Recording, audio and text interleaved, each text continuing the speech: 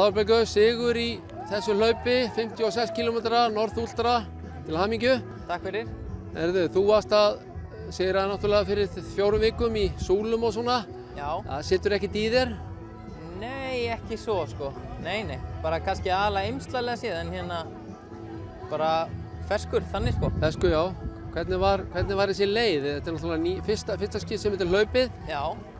Hún var krefjandi, mjög falleg, ótrúlega breytileg, þannig að hraðir, langir kaflar, en líka rosalega mikið brölt, bæði upp og niður. Já. Og þannig að maður þurfti svolítið að horfa á niður fyrir sig. Já.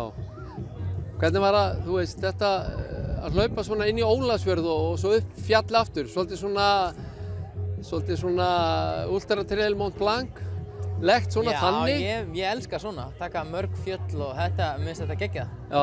Og hérna, bara líka skemmtilegt að þetta var rosalega breytilegt að geta verið á hröðum stígum og líka í mýri, bara einhverju kílómetrar í mýri, þannig að svona, þetta var, já.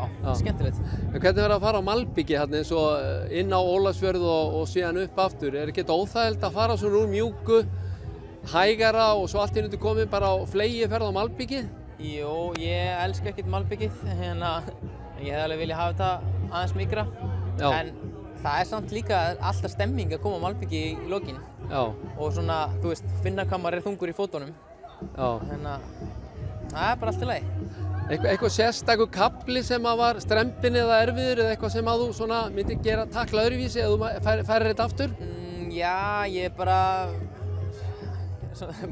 tæpur þannig að það er erfitt að hlaupa hratt fyrir mig. Já. Það er svo rosalega vandað mig til að bara stífna ekki í kálfunum. Þannig að kaflinn í Ólafsfirði þegar voru, ég veit ekki, 8-9 km alveg beinn kafli. Ég hef bara viljað verið betra standi fyrir það. Já. Það er ekkert það sem kafla. Nei. Það er bara ég. Já. Þú varst að spá, þú ætlar að vera úti þessa helgi og taka hérna UTMB 1 og UTMB hlaupunum. En hættir við, hvað var málið? Já, ég ætlaði að taka CCC og það var svona stóra markmið ársins. En svo var bara þessi sóttkvíar ákvæði voru ekki spennandi, líka upp á fjölskylduna að gera. Ég væri bara úti og gæti verið bara stopp þar. Og ég hef ekki alveg haft móral í það. Og svo var hellinn líka bara búinn að vera mjög leiðilegur. Ég hef bara lítið hlaupið í mánuði eiginlega. Og hérna, það var ekkert að hjálpa. Þannig að ég tók bara það ákvörðun að í staðinn fyrir að vera að skakklappast eitthvað sem ég þurfti að gera í dag. Ég fór bara af stað og það er leiðilegt að gera það í 100 km hlaupi. Já. Og von í þetta sóttkvíar ákvæði.